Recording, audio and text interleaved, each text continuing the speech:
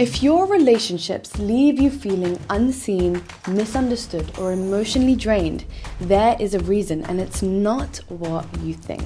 In this video, I'm going to show you why you keep attracting the wrong people into your life, not just in an intimate sense, but generally, and the exact 4-step method to finally break free from that cycle using emotional intelligence. These are the tools that have helped hundreds of my clients go from toxic dynamics in relationships and emotional chaos to genuine connection and inner peace. Hi, I'm Amy, the founder of the Rise Room and self-mastery mentor for women.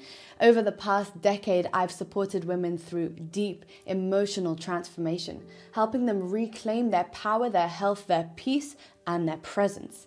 And today I want to let you in on the truth that no one teaches us, but everybody really needs to know. No one teaches us how to experience the best possible relationships. We don't get a class on emotional patterns or setting boundaries. Instead, we pick up beliefs from the people who raised us, the wounds we never healed, and the early love stories that broke us wide open. Those beliefs become invisible scripts that dictate who you choose to communicate with, who you choose to spend your life with, what you tolerate, and how much of your truth you share. And here's what I've learned again and again. You don't attract what you want, you attract who you are. If you keep being drawn to people who are emotionally unavailable, it's because a part of you is still unavailable to your own emotional needs. If you're always trying to prove you're worthy of love, you'll keep finding people who make you prove it. When you shift your inner world, your outer world shifts with it, because the frequency you emit through your self-worth, your beliefs, your emotional tone is the same frequency that calls in your relationships. Let me tell you a quick story. There was a time in my life when I felt I was doing all of the work in relationships. Giving, showing up, proving myself, being the best I could be. I only attracted men who were distant, non-committal, emotionally shut down. And it wasn't until I sat down and truly looked within that I realized I was doing the exact same thing to myself. I was showing up for everybody except me. I wasn't present with my emotions. I had needs I wouldn't attend to. And the universe was just reflecting my own inner unconscious patterns right back at me. What a gift. So here's the cycle I see in so many women. You get triggered, often by something small. You react, maybe you shut down, lash out, fix or disappear. You feel ashamed or blame yourself, and then you suppress the emotion just to keep the peace. And this is not only in intimate relationships, but in all relationships. That cycle becomes so familiar that it feels like love even when it's not. So to break that cycle, you need new tools. So let's get into it. Step 1 is awareness. Not just I feel sad or I'm angry, but getting curious about the why. What is that emotion really pointing to? Every emotion is a messenger sent straight from the subconscious. What is it trying to tell you? Think of emotions like smoke. They're not the fire, they're the signal. When you follow the smoke with curiosity, you find the fire, the root, and that's what allows you to truly heal from within. You gotta go in and you gotta dive in. One of my clients used to spiral every time her partner didn't reply to her messages on time. On the surface, it looked like neediness, but when we explored it, we found an old wound being emotionally neglected as a child by both parents. It wasn't about the text. It was about not feeling important all over again, about feeling abandoned once again. There is always a deeper root. Here's a simple reflection you can try. When you get emotionally activated or triggered, step back and ask, what just happened? What was the trigger? What am I feeling? What belief did I attach to that feeling? And is that belief really, really true to me? Step 2 is empathy. This is the bridge between you and others, but here's the hard truth. If you weren't shown empathy growing up, you're gonna find it hard to show other people empathy. I used to wonder why partners told me I wasn't empathetic.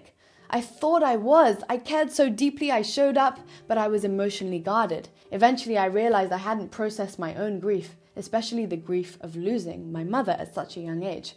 My heart was locked down. I couldn't feel theirs because I hadn't allowed myself to feel my own. But when I softened into the sadness, when I finally let it move through me instead of avoiding it, empathy became effortless. I wasn't afraid to feel anymore. So next time someone opens up to you, don't jump in with advice or solutions. Just say, how did that feel for you? And listen, really listen. That simple moment builds trust more than anything else and allows them to learn to do the same for you. Step 3 is emotional regulation. We all get triggered, that's human. But the power lies in the pause, that split-second gap between the trigger and your reaction. Picture your nervous system like a tuning fork. It is vibrating with old, unprocessed pain. The smallest thing can set it off.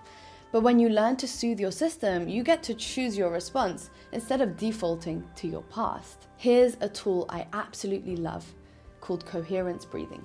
You inhale for 5 seconds and you exhale for 5 seconds, in through the nose, out through the mouth. Try this when you are triggered and as a general practice for greater nervous system regulation. At least 6 rounds is needed to regulate, and this instantly calms the body and gives yourself space to breathe. Step 4 is boundaries. And let me say this loud and clear. Boundaries do not push love or people away. They create space for healthy love. They are not kicking anybody out. They're just showing people where the door is. Your door, your terms. So many women I work with have no boundaries. Not because they don't want them, but because they were taught that boundaries make you selfish, cold, or difficult. And that's not where love is. But here's the truth. Boundaries are self-respect in action. They are not walls, they are doors, and tell the world, this is how I honor myself, and this is how I invite you to honor me too. One client of mine, Nina, used to say yes to everything and everyone that crossed her path. So much that her yeses meant nothing. She was constantly exhausted, quietly resentful, and confused about why no one seemed to give back to her. So we started with one small sentence. Let me get back to you. That one line gave her the power to pause, check in, and honor her energy. And guess what? People started to look at her differently. The real friends stayed and the fake friends fell away. Say no to just one thing this week that you'd usually say yes to just to keep the peace or to please someone else. And notice what arises. Then notice how powerful it feels to choose you. When you say no authentically, your yeses mean something real. And here's the truth. When you change your emotional baseline, your whole world will shift. You stop repeating patterns, you stop bending yourself into pieces just to be loved by everybody else, you stop abandoning yourself just to keep others comfortable. Instead, you become a woman who feels her emotions fully without fear, is fully present for herself and her loved ones, responds instead of reacts, and protects her energy with love and grace so she is no longer burnt out. Because you don't attract what you want, you attract what you are. And if you're ready to not just know this, but to actually live it, I'd love to support you. There's a link in the description to book a free discovery call with us, and we'll explore where you're at, what you need, and whether I'm the right person to guide your next chapter. No pressure, just a real conversation if you feel it. If something landed for you today, let me know in the comments. I read every single one and respond to every single one. And don't forget to like or subscribe for more incredible self-mastery education and practices. Thank you so much for being here, and I will see you in the next video.